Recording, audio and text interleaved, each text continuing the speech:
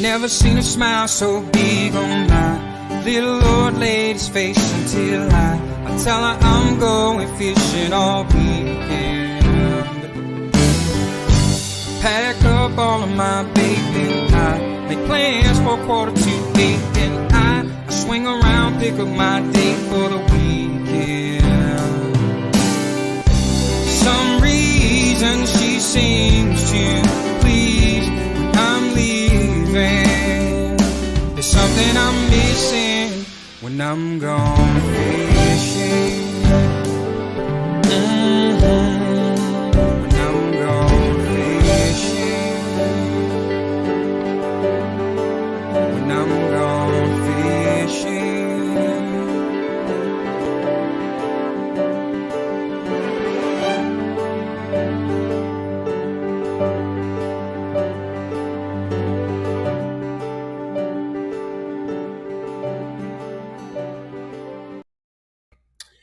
Happy Thanksgiving indeed. Trisha, how you doing tonight?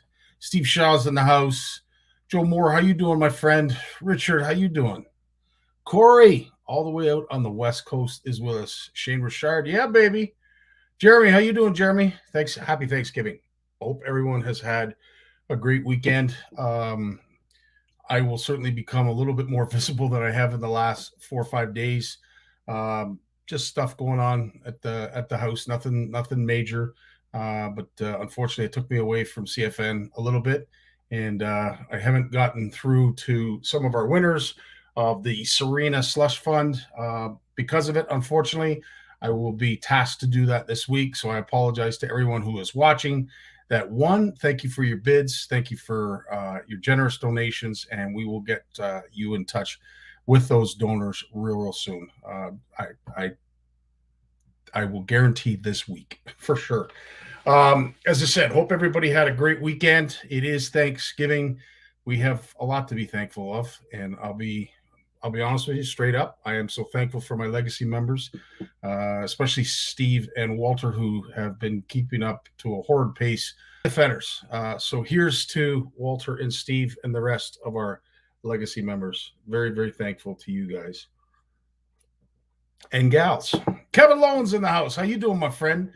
Rob Alspatch. Yeah, baby. Happy Thanksgiving, CFNer. So it's going to be kind of an impromptu type of thing. We just wanted to come here, like after a turkey dinner, we sit around and, shoot the stuff with our family members. But just if there's anything you guys want to talk about, any questions you have for Jim, going to be a kind of an impromptu interview tonight. It's not your typical podcast. Unfortunately, Jay's not going to be with us, so we wish Jay happy travels. I know he's just coming back from something, so hopefully he travels home safe.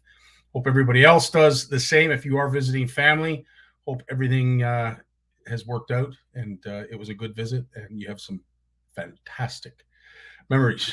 But before we bring in our esteemed guest, I would say, very decorated guest, here is a word from our sponsor.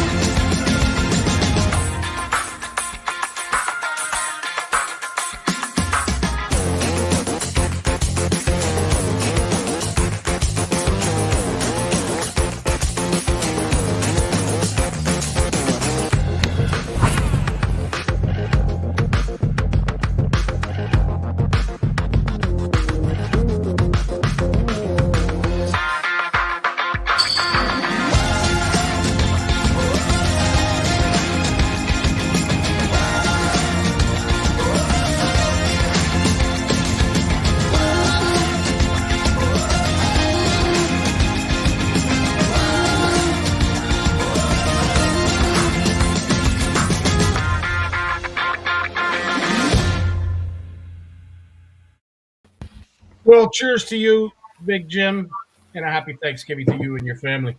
Same to you, gobble gobble and all that. Yeah. So before we were going, and sorry guys, we were a little bit late tonight, but the conversations. Lawrence's fault. Yeah, we'll blame Lawrence. Look at his damn salmon. But they're we wouldn't be able to tape them necessarily and bring them to live to public, but there's some great conversations, some great ways to look at things. Listening to you and Lawrence go back and forth, Jim, was awesome. That was really something tonight. But speaking of awesome, I heard you carved into what, a 12-pound chicken. No, probably 9 or 10. Still, So that's a big bird, man. yeah, so we have a buddy that has a farm over here that fishes. Like he's got pigs, chickens, the whole. It's a farm, he's got it all. And I was by one day and dropped off a couple of jigs for use and whatever, and he hands me this chicken in the window one night at the farm. I told him it was like McDonald's. It was a drive-through. They'd give you food, but you have to cook it. So we had it here for a couple of weeks. So I said to the wife, she didn't know what to do because we were alone this year for Thanksgiving Right. because we got the young lad moved out west and Jennifer's up below Mattawa there now, and Lindsay had stuff that they were doing, so they came over here on Saturday with the grandkids. So I went to the gym. Good thing I had an emergency appointment at the gym. After about 2 hours of those little girls, they were wound up. Wow. Oh, the noise! I'm not kidding. Like I was standing at the emergency volume dispenser with the hammer, and I said, "No, I'll go to the gym." I put the hammer down and ran out. They were wild. So anyway, we're basically alone, and it's kind of funny, But I said to Tammy, and I was talking to Lindsay, and I told her too. I said, Mom and I talked about when this would happen. That you guys develop your own lives, and they're in their mid-30s now. They develop their own lives and they got their own things to do. And she said, well, you always said that, we didn't have to be there if we had stuff we really wanted to do, I don't see that as people develop their own lives. If you remember when you were 30, there was sometimes you may not have wanted to go to the parents' house. You know what I mean? Yeah. It's just, one of those things. So anyway, we did up the chicken and it was absolutely awesome. Nice. You did it in some slow cooker. It barely made it in this slow cooker thing. The slow cooker was like you just barely heard it clink together when it closed. And we had that last night. We had turkey sandwiches for lunch. I went over to the little grocery store in town here and I grabbed a loaf of really nice grainy bread there. And the guy at the counter there, he's really funny. He looks at me and goes, turkey sandwiches. I go, you got it, baby. Come home with the bread, and so Tammy made us turkey sandwiches for lunch. Then we had turkey dinner again for dinner, and I'm sure there's sandwiches tomorrow with dinner tomorrow night. Oh, And, people will be eating a pot of soup there that you'll have to stir with a drywall mixer. Yeah, no, absolutely. Yeah. People will be eating. Kind of a good weekend. Yeah, caught some fish out back. I was just gonna say, Jim. So the fall brawl is coming to an end. It's like within hours. And there was a couple comments here about people catching some panfish. Unfortunately, we didn't get an upgrade on our perch. Came very close. I don't know who it was that said that, but 12.25. Kevin, nice catch, so close. I tried to upgrade to 12.5. Anyway, needless to say, Bruce Downs said it was panfish heaven this weekend. Why would it be that way, Jim? Well, it's really funny you should say that because I had a memory come up on Friday. And I commented that I was out. We were out in the back here in the boat fishing. It was from 2 years ago, I think. And my buddy, when I came in, he said, "How did you do?" And I said, "Geez," I said, "I got a couple that were over 10 inches, like pumpkin seeds." And he says, "Are you serious?" I said, "Yes." I showed him the pictures, and he freaked. And because when you see a 10-inch pump, guys say, "Oh yeah, I caught a sunfish. It was 10 inches." No, you figure, an 8.5 by 11 sheet of paper. And it's not much around it, It's like a 10-inch pumpkin seed's a big fish.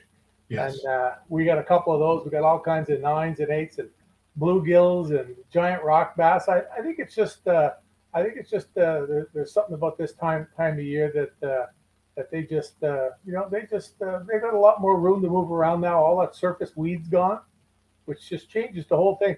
Like in my backyard now, where all that slop used to be. It's all open water now, and the weed that was probably 2 feet high underneath it is now about 3 feet high. It's grown like a foot in the last couple of weeks. Wow. And it's bright green because it's getting the sun every day, where it didn't get sun. It had all this crap and algae over top of it, dead weed and stuff, and it's just so healthy, and the fish are just coming into it now. I don't know how they find it, but it's also full of panfish because the water is crystal clear now. All the algae settled down. You look in the water and there's panfish just everywhere, but I think they just become easier to catch. They can see your lures. That's why I tell people at this time of the year, you really got to move. You really got to move because, man, fish can see your lures a lot more than they could.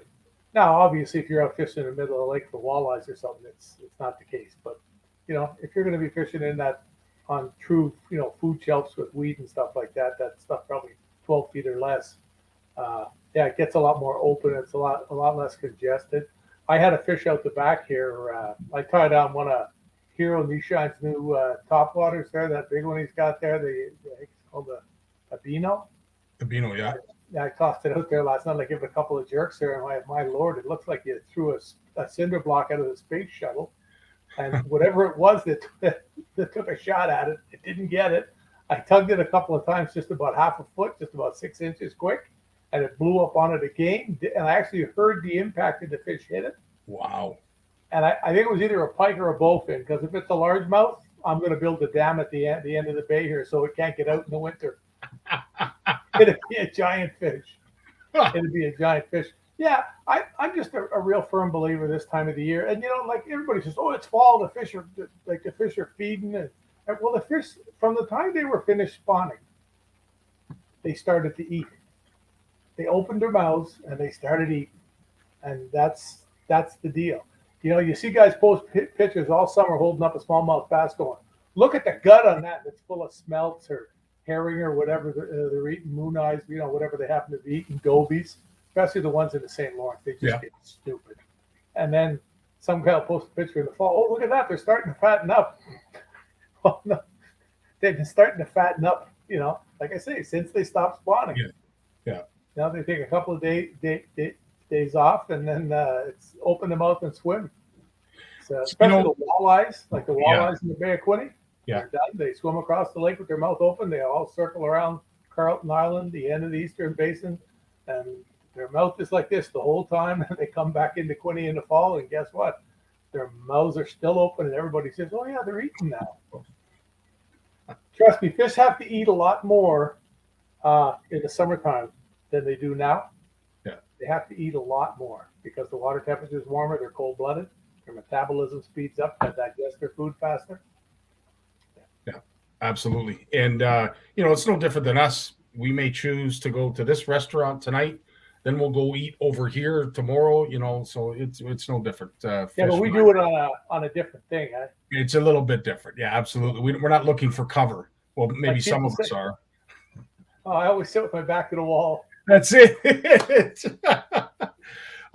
Jim, something that was talked about this past week, and, I know we've talked about it at great length when it comes to, catch and release. And, we do our best to try and to educate anglers, but most of the anglers that come on here don't need to be educated. But one thing as anglers, I don't know, like, is it just me? But when it comes to panfish, do we need to have these 50 fish limits? No. These 25 fish limits, these 100 fish limits? I'm still trying to figure out why when it comes to fish, human beings turn in and they're almost like pigs in the barn. Yeah. In the yard eating until you can't eat anymore. I don't know why we're like that with fish, especially panfish. Guys will go out and catch 30 perch and bring them home, fillet them, so they got 60 pieces of meat.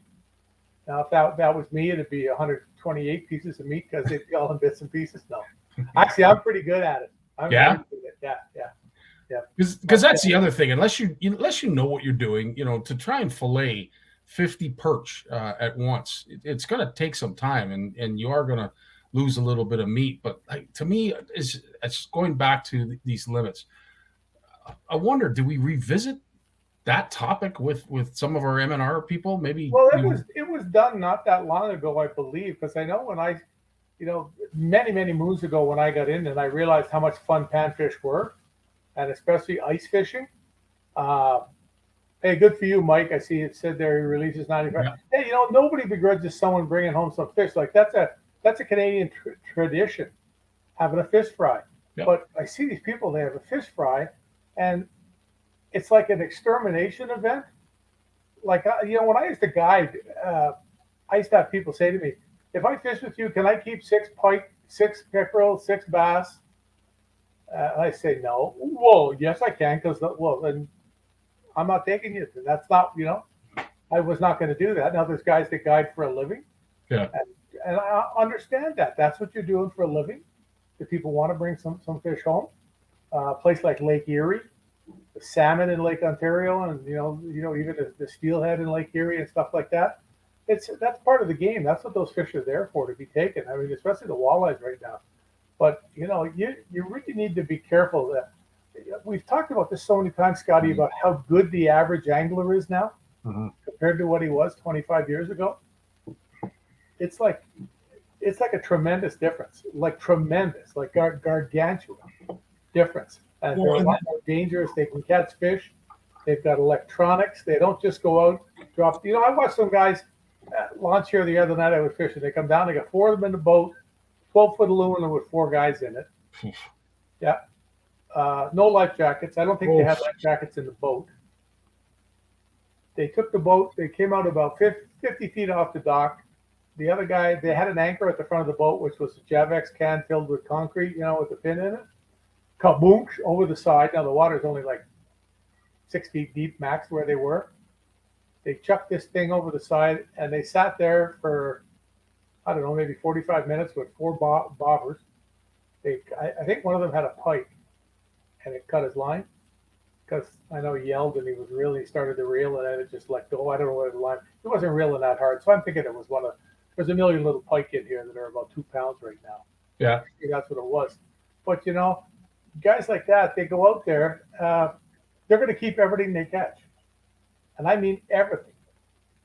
And, if you go out once a year and you want to have a fish fry and you want to bring home your limit, that's what the number's there for. And I agree with that 100%. But then that's when the onus falls on you to look after the resource that you love so much. Yeah. Amen. If you really like fishing, you got to take care of it. People say to me, how often do you eat fish? You must eat fish here every week. I haven't kept the fish out of here since I moved here. I have not kept the crappie. I have not. I mean, I told you about last year having the fish in the bucket. Yeah. And I looked in the bucket and I poured them back in. I don't know.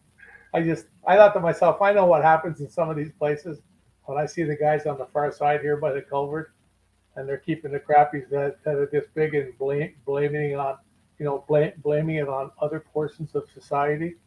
Man, that's just bullshit. It's not real. It is. It totally, yeah, 100%, Jim. I'd be interested to find out, and I know it'd be next to impossible to do studies on it, but in terms of time on the lake, time on the water, would you suggest, in order to catch a 50 perch limit, are anglers, because they have the resources like never before, are spending less time on the water to get those limits? Well, that's a good question. No, I think they're just catching more. They're just getting more fish now. They're just getting more fish. Yeah, they're just capable of catching more. I mean, I saw a guy the other day, he posted, he was out on Lake Simcoe, and he said, I can't believe I did this. I don't usually do it. And he posted a picture of 12 fish. He had brought home 12 perch, and none of them were really that big. They were probably like 8, 9, 10 inches, maybe max, about 10 inches, eh? And he said, I see how many fish come out of the lake. And he says, I just felt like I wanted to have a fish fry. And, that's what it's all about. Yeah. The responsible use of it. When you see people, they've got bags of fish in the freezer and their freezer burned. They have no idea what the hell they are. And, I mean, it's not nice to say, but it goes on. It goes on. I mean, I was at a guy's house one day, and he took a pike, probably about a 36, 38-inch pike out of the freezer, and it was in a bag, straight as an arrow frozen. And I said, what the hell are you doing with that in there? He says, I came home on that. I kept this, and then I didn't clean it, but it's all freezer burned into the garbage can. Things. I was just like, ee. Yeah, 100%. Stuff like that, and it goes on a lot. It's But I think the average person now, they're far more responsible than they were because they've been educated. They've realized about the environment and what it can sustain. Wow. It's Some of the comments that I'm reading here, Jim, are just incredible. Corey, this is out on in Oregon for crappie and sunfish and yellow perch and catfish. We have no limit here in Oregon. That seems so surprising to me.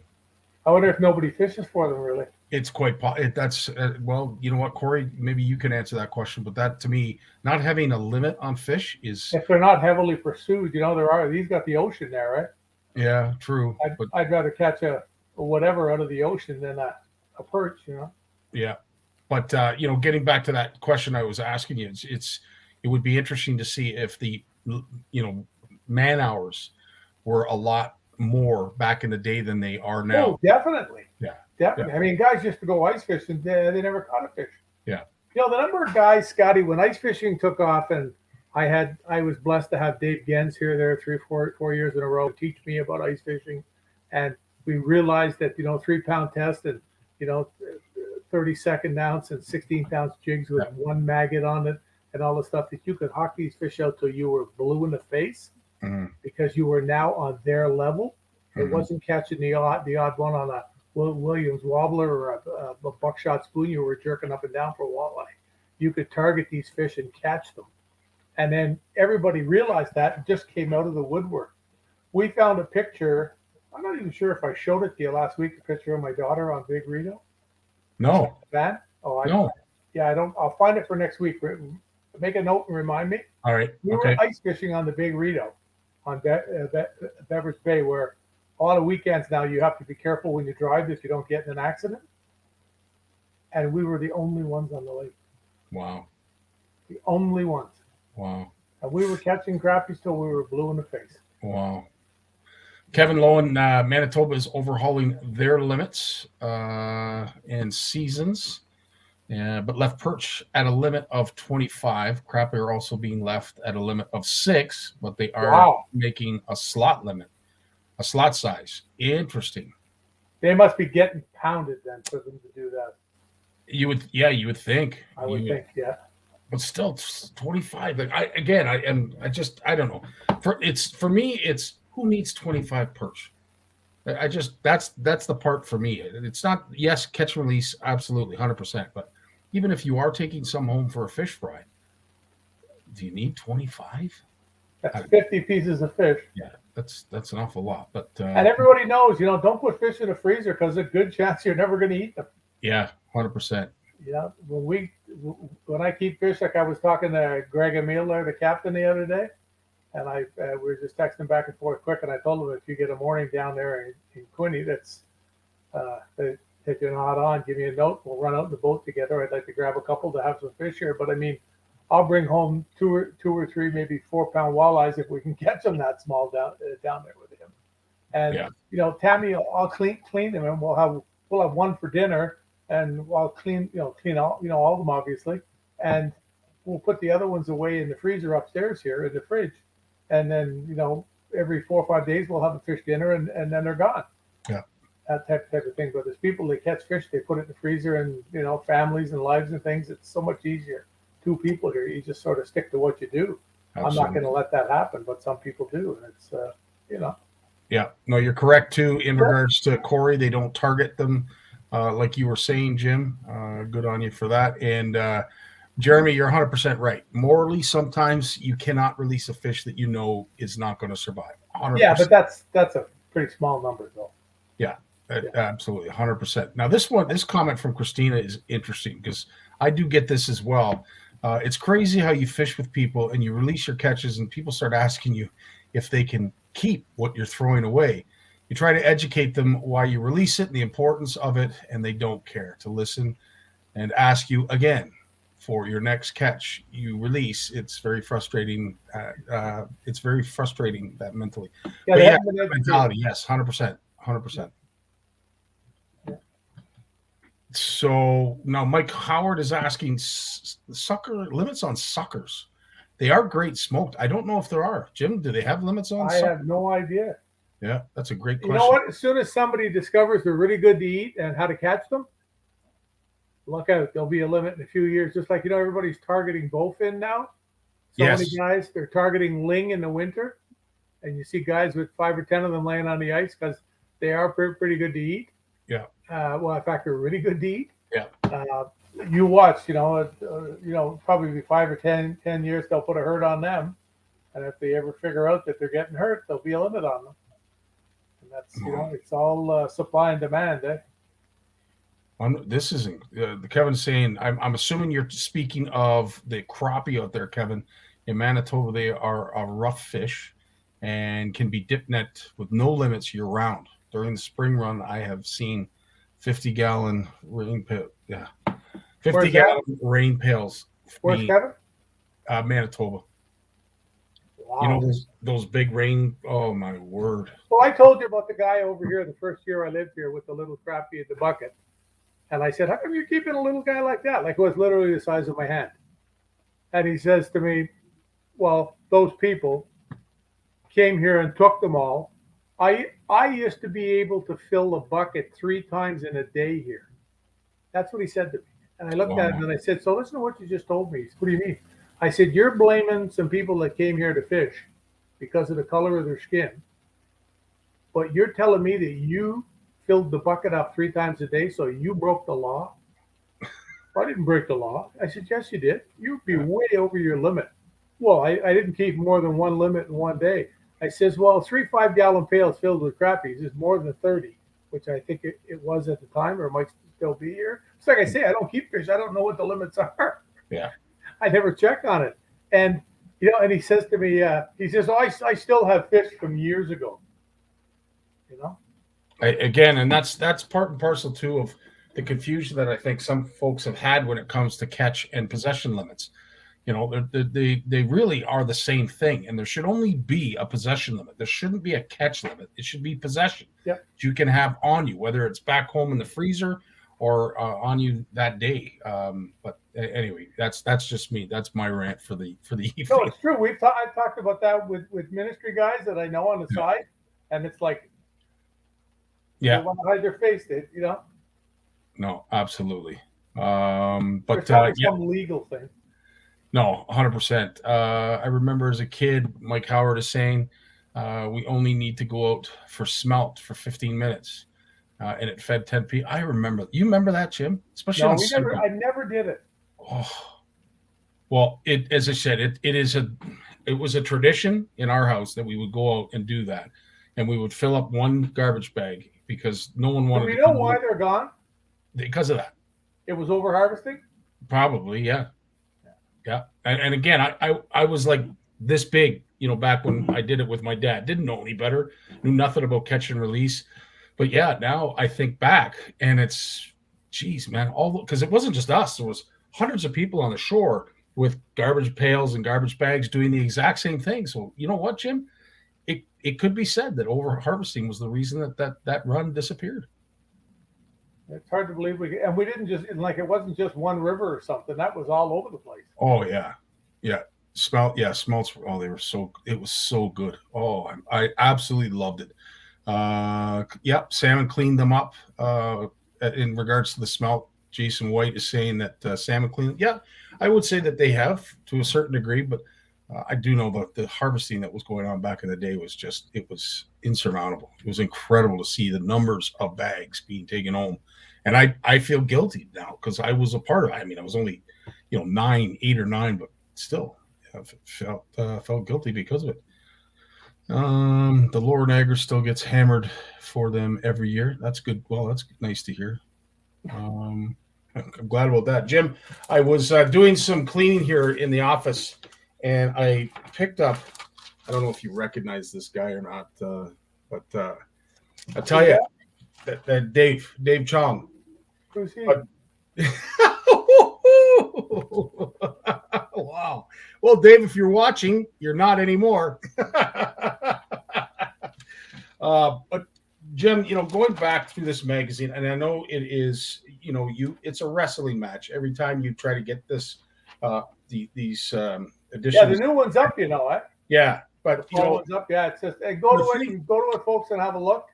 Share the thing. I need as much push on that as I can get from you. So I appreciate it all. yeah, but even the new ones, you go back at some of these old, like some of the articles in these, like anyway, anybody who hasn't picked up an old copy of Just Fishing or the electronic one that's available now, do so. If you've got an hour to spare, it'll be some of the best fishing knowledge you'll ever. Yeah, I had a guy send me a note the other day. We had just gotten it straight because we learned a thing about cookies on our phones. We thought there was a mistake. It had been fixed, but it kept showing up because the phone would put the cookie up. Yeah. But I transferred the mistake forward. Just kept doing it, eh? So, anyways, we put the new one up, and I had a guy call me. He phones me, and he says, yeah, is this Just Fishing? And I said, yeah. He says, oh, I just wanted to let you guys know I just read your new magazine you uploaded. I said, geez, we just did it a couple hours ago. He said, well, I looked at the pictures the first time. He said, now I'm reading it. He was waiting for his wife at a doctor's appointment. And he said, I never saw so much good fishing information in all my life. He said, I can't believe all the people you have that write for you. He said, they're all the guys I see on TV and at tournaments and stuff like that. I said, don't you know it? Get it. Wow. He was absolutely shocked. He said, I'd never seen this before, and I've only fished for a couple of years. And he said, it's just awesome. So, things like that make you feel good. Well, Jim, you've been producing a great publication for a number of years. I don't have to tell you that. There's a lot of people that certainly will jump in front of me to do it, but it is a very resourceful. Everybody looks to in fishermen as being, the Bible, if you will. This ain't far off. It's not far from it. That's all I'm going to say, and that's not just because you're here. Question here in the comments, but I don't know if I can't say I have. Mike Howard's asking, how do shad taste? Thames River gets thousands just to see if shad. Have you ever had shad? No, ask Will Wegman. It's probably right up there with a whitefish. Probably, yeah, I would imagine. You'd have to soak it in milk for a week before you try to eat it. Yeah, I mean those Mike. If you're talking about the gizzard shad, that I imagine they'd be really oily. They'd probably be worse than a whitefish. Maybe, I don't know. I don't. But I'll tell you, some of the size of those things, you get a good chunk of meat off them. So they might be good because all the muskies and everything love them. Yeah, the big shad. Yeah, no, absolutely incredible stuff. So, Jim, what's up for you this week? Well, I'd be back to the gym again. I gotta do a year-to-date report for Shimano. There, it's contract time and everything, getting all that stuff done together. That'll take it doesn't take me. It's Tammy because she's the wizard on the computer to make the presentation together or to put it together. And I got a doctor's appointment Wednesday, and I'm just gonna paint jig heads. Nice. I don't paint as many as I used to, and I'm busy here. Got a sea of them sitting there. I don't know whether you can see them, but they're right behind me there. Oh yeah. They don't want to show up. Turn the light off here. Will that help? Yeah, there they are. I don't do much of it anymore, but I'm going to do some of the perch heads and a bunch of fluff heads. I've got about 1,500 fluff heads to paint. So I'll get that done this week. I went to start this afternoon, and I realized the little filter thing in the hood fan that collects the dust, the paint dust, and blows it outside. I was going to change the filter on it. When I took the little aluminum square down, the edge just pulled off it. Oh, so wow! I looked them up there. My Canadian Tire store has half a dozen in stock, so I'll grab one tomorrow after I go to the gym. Right on, brother. Yeah.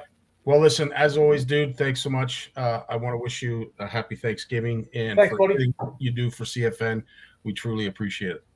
Yep. I'm going to get not this Thursday, but the following Thursday, we'll have a guest. Ooh, can't wait. We'll do a Thursday night chat. Right on, brother. Cool. Look forward to that. Okay, everybody. Gobble, gobble, gobble. Enjoy yourselves and be safe out there. Amen, brother. Okay, kiddies. Peace. I'll tell you. And, I can't say this enough, guys. He is the one that calls me, texts me. We doing it? We on tonight? We're doing this tonight? Yeah. He really enjoys coming here each week. And I love that. I think that's so cool. But before we bring in our next guest and final guest, because we don't have Jay tonight, Lawrence Gunther is up next. Here is a word from our sponsor.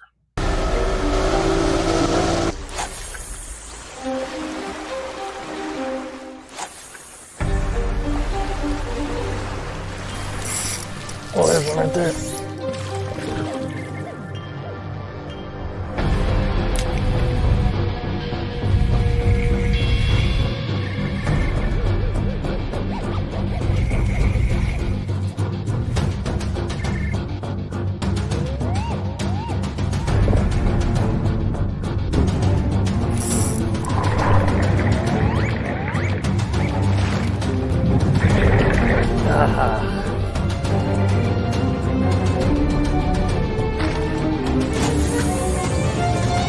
That's a good one too.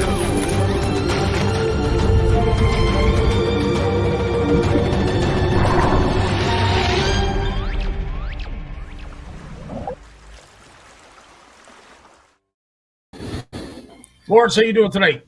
I'm doing well, man. How are you? Have you tried one of those Vanford reels? Not yet. Not yet. Oh. It's on my list, man. There's in the Nasi, and I'm just reading about that, and now I'm thinking, well, which one do I go for? You know, like holy mackerel. Jim keeps waving it, but before we go live, he'll always say, "Hey, Scottie," he's got. I don't know if there's many out right now. I think the one he has maybe a prototype, but or just a demo model. But man, does it ever look like a nice reel? Yeah, there's some sweet reels. There's always sweet reels coming out from Shimano. There's no doubt about it. No kidding. Love them. Love them. Well, listen, you have got a fairly busy week. You've got this tonight with us, and we're very thankful to have you. And thanks for doing this on Thanksgiving Monday, and happy Thanksgiving to you and your family. Thanks, sir. But you've got a busy week upcoming, dude. Yeah, we do. Yeah. This panel that it's on Wednesday that you're holding, right? Thursday at noon. Thursday at noon. Yeah. You've got a panel that you've put together that includes. Tell us a little bit more about this. This is very fascinating. So I've been, looking into fish health. Like, what is fish health? How is fish health indicative of the health of the water, itself and our health? Because it's all related, right? I mean, people get that. Anglers get that. If the environment sucks, the fish are gone, or suck, or they're crappy, or they're unedible, or they die off, or they suffer. We get that. We see that every time we catch a fish. Is it healthy? Is it good to eat? Or does it, do we know it may look good, but we know from science it's not good to eat? Or we look at it and we think, oh my God, something's wrong with that fish. And it breaks our heart. So I've been pushing on this. I said, look, it's, we can't just talk water quality all the time with these water activists, right? They're always pushing water quality as if you're going to take a drink of water out of your tap and die. Look, we hear about water advisories on First Nations reserves, and we all agree no one should be drinking polluted water. That's for sure. We should all have access to clean water. But the water out of the Great Lakes, there's 30 million people drinking that. No one's dying from it, instantly anyways, or from what we know. But the fish are a different story. And we know that because government says these fish and this species of fish caught in this area of this lake is highly contaminated, or contaminated to the extent that no one should eat it under the age of 18, or if they're a nursing mother or a pregnant woman. So we hear about this. So I got together a really top guy who's working on this international committee. He's leading it. And he's going to talk to us a little bit about the history of toxins in the Great Lakes, mercury, PCBs, DDT, and the new forever chemicals, the PFAS chemicals. And if you watched Marketplace last week, you see this whole fast fashion thing. We order all this cheap clothing on the internet. We get it. It's covered in these forever chemicals that if we wear it, we can even get sick just by wearing this clothing. So what do? We wash. It smells like toxin. We wash it until it's gone as much as possible. What do we do? Where's that going? It's going into the lakes, right? It's going into the lakes. So we're going to talk about toxins. Where are they coming from? What do we need to know about them? 15 minutes. Then I got a guy from the National Wildlife Federation. He's an environmental chemist. And he's going to talk to us about what is this doing to the fish for 15 minutes. And then I'm going to talk about what about us? Okay, we know about the chemicals. We know what's happening to the fish. Are they suffering? Are they dying? Are they thriving? Are they endangered? What's going on? And then I'm going to talk about what does it mean for us? We talked about, you guys talking about releasing panfish and, it's all great to release fish, but the whole idea of fishing, for thousands, if not millions of years is to be able to go get some food, right? Yeah, maybe we're not starving, most of us, and we have food, but that's still the principle of fishing is to be able to say, I'm going to keep this one and I'm going to eat it. And because it's safe and it's clean and it's good and it's wild and all that stuff, right? So we're going to talk about the aspect of that relationship between us, what we love to do, our health a little bit, and then the fish, and then the chemicals in the water where the fish live. Yeah, it's interesting. You bring up something that if you think about it for just a sec, as Jim has mentioned many times, and you just alluded to it now, back in the day, but and not that far back in the day, the thought of catch and release was just like it was an afterthought. And sometimes you have to take a look back to see how far you've come. And when it comes to catch and release, for anglers, say in the 80s and early 90s, that did not catch and release, period, to where we are now, where we've got, there's a good core group of us. And a lot of them are here, and we're honored to have them here that do practice catch and release. Some of us admit that, we like a fish fry. When we go to Horwood Lake Lodge for our CFN retreat, I'm not going to lie. I enjoy those fish fries every night. Yeah. I don't bring fish home from Horwood as a rule. Whatever fish I catch that, I'm entitled to keep, I do so up there and enjoy it. But once I'm done, that's it. I'm not interested in taking anything home. Yeah. But it's amazing to see how far we've come. Catch and release is something that is talked about at great lengths. I see it with my neighbors who are just, have young kids and they're just getting them into fishing, and they don't want to keep anything. If anything, they want to keep it in an aquarium so they can look at it, but they don't want to eat it. It's all, oh no, we got to catch and release. We got to catch and release. It's really cool to see how far we've come. For sure. And there's no doubt about it. It's being encouraged and it's being regulated, like with slot sizes, right? Even if you want to harvest fish, you're going to do a lot of catch and release to get those fish you can harvest, you got to get them in a slot size. So right away, even if you're a harvester, you got to be practicing catch and release. And then there's, bycatch, the fish you weren't targeting, that you're going to let go and make sure they go back healthy because they're not, out of season, or you're just not interested in that species. So there's 100 reasons why we practice catch and release all the time, even as anglers who maybe harvest fish, right? Yeah. And the other thing is, just to have that opportunity to harvest fish, I think if we keep fish, if we harvest fish, and we insist that the fish, be capable of being harvested, then we're saying the ecosystem's good. And there's a lot of science that'll tell us where we can go and what fish we should be targeting and which ones we should be keeping, and that it's sustainable. It's sustainable. We hear about, Marine Stewardship Council, right? The MSC label on fish packaging in the grocery stores, caught sustainably. We hear about Ocean Wise in the restaurant menus. When you see that smiling fish in the menu, that was caught sustainably. You can eat that fish with a clean conscience, just like, so many of the other animals and that we eat. There are ways of doing it sustainably where you can eat those animals with a clean conscience. It's not wrong necessarily. Now, I have a problem when you can catch, oodles of panfish and the reason, you were asking why the limit is so high still is because a lot of lodges up in Ontario and Canada, they want the Americans come up here and, large groups, and they harvest panfish and bring them home because they've already eaten all theirs.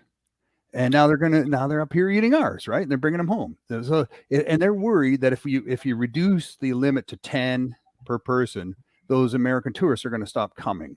And they lobbied MNRF to keep it high because they said their businesses were at risk if they reduce it too much. So there's a little background on that. It's a fair point. But I don't know. As I said, I don't make a living running a lodge, so I don't have a proper voice or opinion because I'm not in their shoes. But as I said, and that might be for out of province anglers. Perhaps maybe I don't know, create a different license for them. I don't know, but to me, it seems a little ridiculous that we're allowed to keep 50. Oh yeah. Jeremy has brought up Jeremy, I'd like to take this one step further. Jeremy's suggesting that it'd be a great podcast to talk about fish, and in regards to where they're caught, and the eating fish guide that Kevin R put out every year. What I think would be almost even more interesting is if we were to grab one of those guides from, say, the 80s. Remember, we used to get them at the beer store? Yeah. If we were to grab one of those guides from the 80s, and then one of the ones, like, say, last year or this year, and see where the differences have occurred. Like, in terms of Lake Ontario, are we still where we used to be when it comes to the toxins? Are you only allowed to eat one fish per month from Lake Ontario, and it's still the same today, like 20 some odd years later, it's still the same? That would be interesting. I'd really be interested to see a comparison in that. For sure. And we've been asking Ontario for over a year now to get some of this data. And, for certain parts of the Great Lakes, just, because we had some information, we wanted to do that comparison, like what's going on here. And said, what's the background data on this? Where did you get it? When did you do your research last? When did you last take a sample? And instead of answering our detailed questions, which were not numerous, they just released it all. About a month ago, they made it all their data for all those fish guides going back in time have now been made available to the public. It's in it's a raw database, so you need someone who can go into a database and sort it out.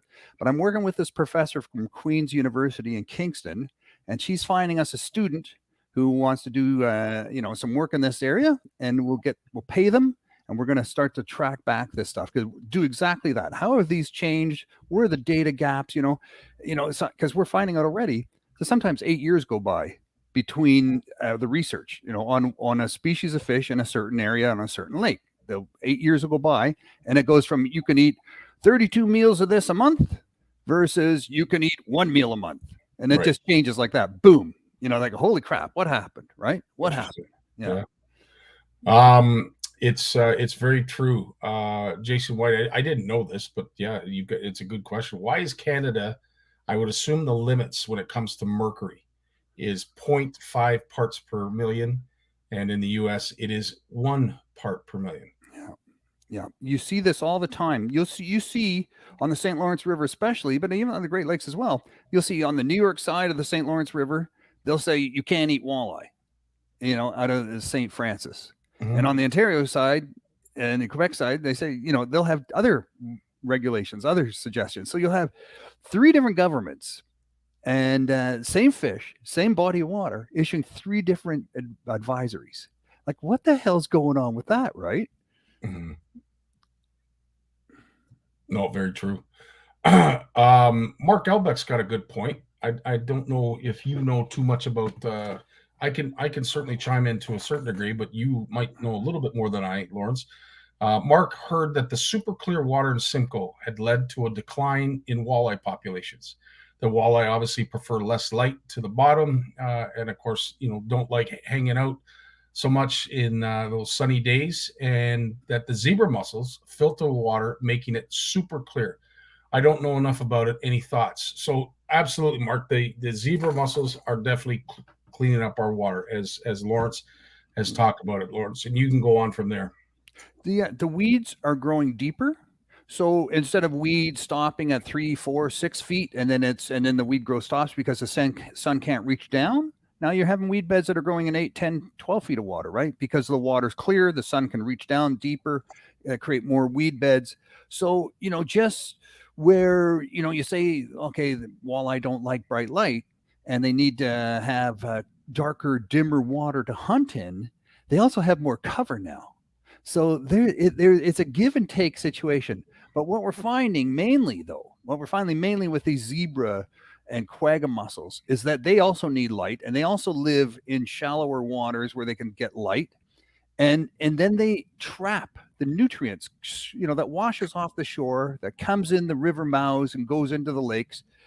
All these mussels are grabbing all that nutrients because that cloudiness is nutrients. It's the fertilizer that feeds the food chain, the base of the food chain, and it's trapping it right there where it comes into the lake.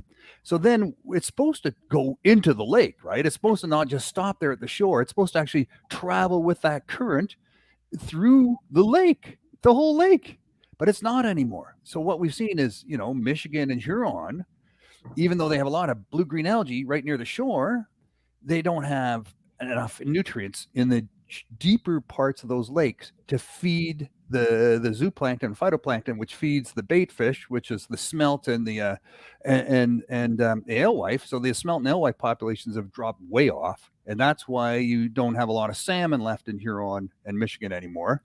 You still got a ton of nutrients going into Lake Erie, the same amount as it has for the last 40 years. Nothing's changed really, but again, because of the mussels around the shore, there's more trapping of that nutrients at the shore. So there's more bacteria of this blue-green algae growing around the shore. But so they want to cut that back by 40%. So, and that goes into Lake Ontario. That's where Lake Ontario gets all its nutrients, is from Lake Erie. If that gets cut back, we're going to lose a lot of the salmon fishing in Lake Ontario. So there's knock-on effects for all of this, for sure. And we can't just say, well, we want the beaches to be pristine, no blue-green algae, and whatever happens to the fish, it's inconsequential. Again, people don't give a crap about the fish, right? Unless you're an angler and you're speaking out. But we don't have a lot of advocacy groups. If you look at the number of water quality advocacy groups that are badgering government, day after day after day on these blue-green algae issues, there are in the hundreds. These groups are in the hundreds. Right. How many fishing groups do we have that are badgering government, saying, hey, you know what? Our fish populations are collapsing. Michigan, Huron, what's going to happen in Lake Ontario next? Hello. Well, this is the thing. And really, I mean, we have Angler and Hunter, OFAH, we've got Trout Unlimited. And really, it is there any more, not large ones anyway, when it comes to those interest groups. But no, you make a great point to answer your question on why they're declining, Mark, in Lake Simcoe. It's a great question. What I find more fascinating is you never hear of anyone catching a small walleye out of Simcoe. They're always massive. They're just huge fish, and they're big because they're eating well. But what has reached their decline? It's a great topic, and zebra mussels, in my opinion, certainly has had a lot to do with it. But more so than ever than not is the amount of boat traffic. Like, Lawrence, we didn't have boat traffic until May long weekend, even later sometimes. It seems like we've got our boats on the lakes a lot sooner. Why I say this is a problem is when walleye hatch, they spend their first, I want to say it's 30 days in the first foot of the water column to eat the nutrients that Lawrence is talking about. Well, unfortunately, in that first foot, you've got a lot of boat wakes, props, and anything else. So I think that had a lot to do with the demise, not to mention we can go into water levels and the spawning grounds and not having great spawning grounds. But to be honest with you, Mark, I honestly don't know. I really don't know. No, we don't know. We don't know. And they're declining. Yeah, they got to do more research on that. Again, unless it's a commercially valuable fish like white perch in Lake Erie, yellow perch, walleye, the handful of fish that the commercial industry pursues, they look at those numbers and they look at, well, okay, what's affecting those numbers. But for the other 165 other fish species of the Great Lakes, they don't get that level of attention, and because no one's asking, no one's saying what's happening to my fish here. Right. And it's just starting now. We're just starting. We've had some great researchers doing some great research on muskie in the St. Lawrence River, on lake trout and Atlantic salmon. And, it's happening. This kind of stuff Jason is doing with DFO. I mean, they're looking at this stuff. A lot of it's focused on the commercial fishery for sure. But, it's all linked. It's all linked. 100%. 100%. You know what, Jason White, this is actually an interesting comment, and I'd like to put a twist on the answer. But he's been a volunteer at a fishway in Port Hope, and only time he's seen a group come to the latter is for a photo op. Jason, you know what? I don't, excuse me, I don't disagree with you, but to me, I think we should play on that. If people are just interested to get pictures with the fish, holding the fish, whatever, then maybe that's what we should sell it as. Maybe a photo op to hold one of these big fish. You don't necessarily have to go out and spend a whole whack of money to catch it, but come, we'll and turn it into an event. I don't know. It's a twisted way of looking at, but I do understand your point. That people aren't necessarily there for the right reasons. They're just there to get a cool picture with a fish. But for sure. And I think, look, there's a lot of environmentalists, like the real vegans and vegetarians that don't, PETA people, protection for the of animals kind of crowd that support Indigenous people to harvest, for food, for social, for ceremonial, to make a moderate livelihood. Those 4 reasons. Look at the rest of us anglers, right? And I mean, what do we fish for? We fish for social reasons. We fish for food. We fish for a moderate livelihood. If you're a guide or involved in the fishing industry, we're not that far apart. We're on the same page here, and I think we should also get some of that recognition that we care about fish, because we do. We really do. And we do a lot for fish. It's just not well explained. It's not well shared. And we need to do way more of this kind of communications and educating of the public of the value of these fisheries, and sharing our concerns too, that say, look, we're worried that the fish we want to catch and the fish we want to eat are not safe to eat anymore. There's some issues there. We don't want that to continue. I think if we put that foot forward more, we can put forward our catch and release ethic too, and that's fantastic. But I think we should also be worried about the fish themselves in terms of how they're doing and how people are doing if they eat them, because that's really the whole circle of life.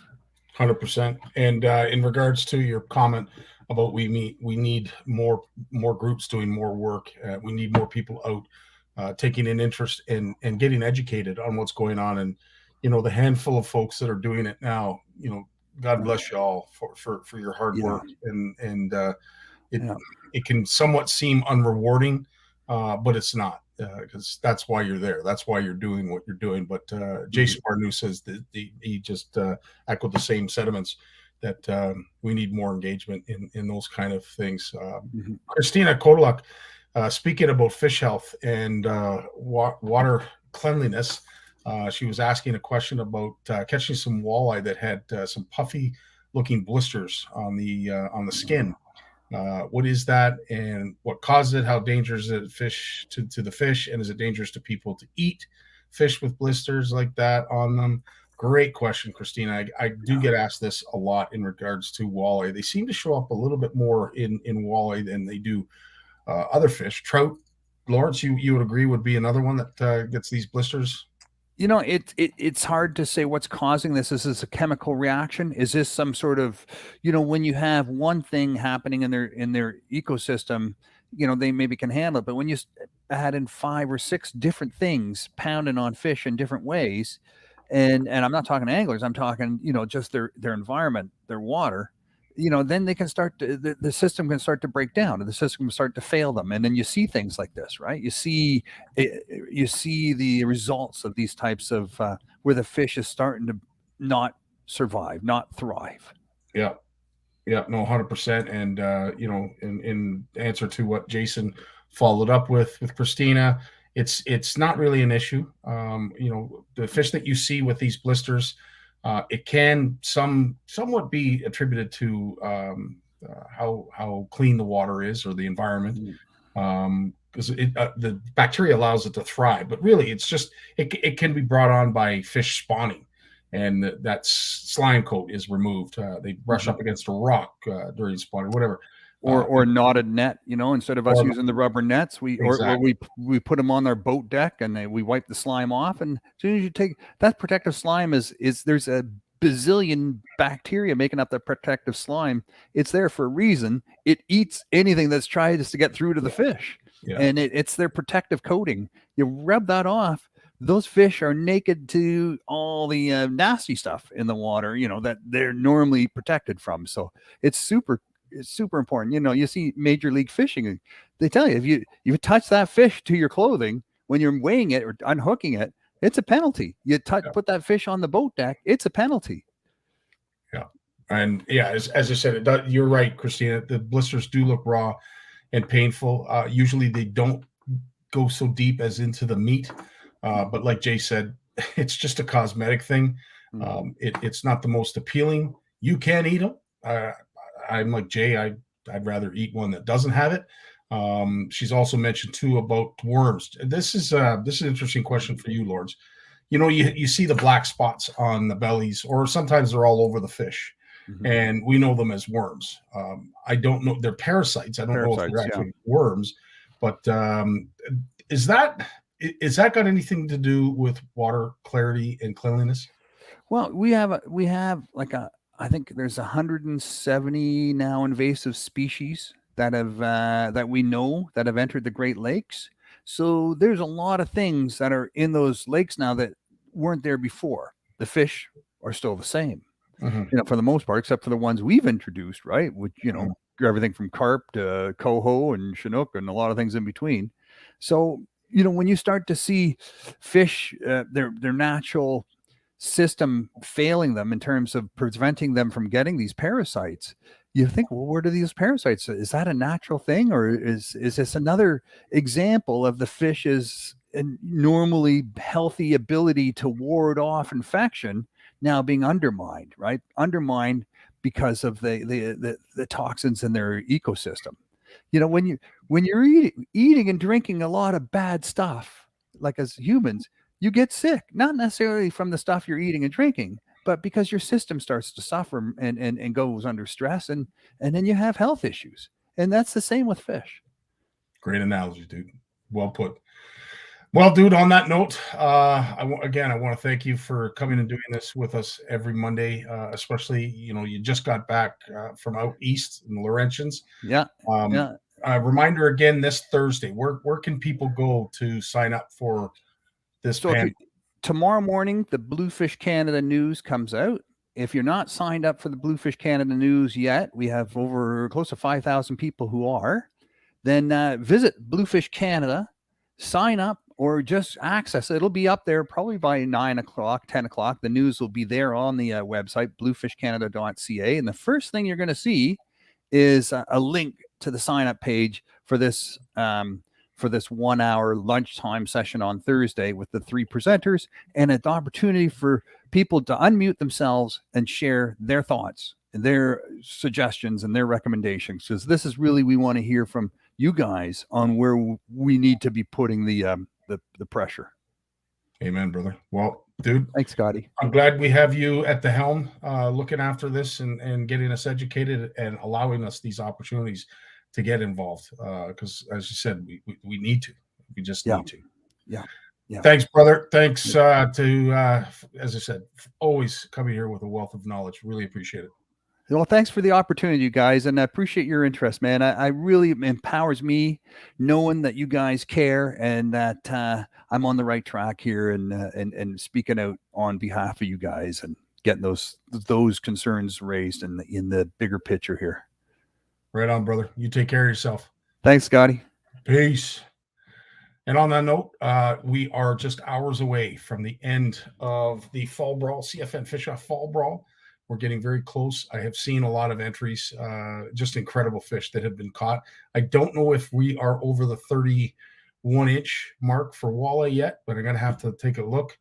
In the meantime, enjoy the rest of your Thanksgiving Monday. Jay Barnews says it best. Happy Thanksgiving, CFNers. On that note, you guys enjoy your week. Be good. Love you all. All the best. And we will see you again here next Monday.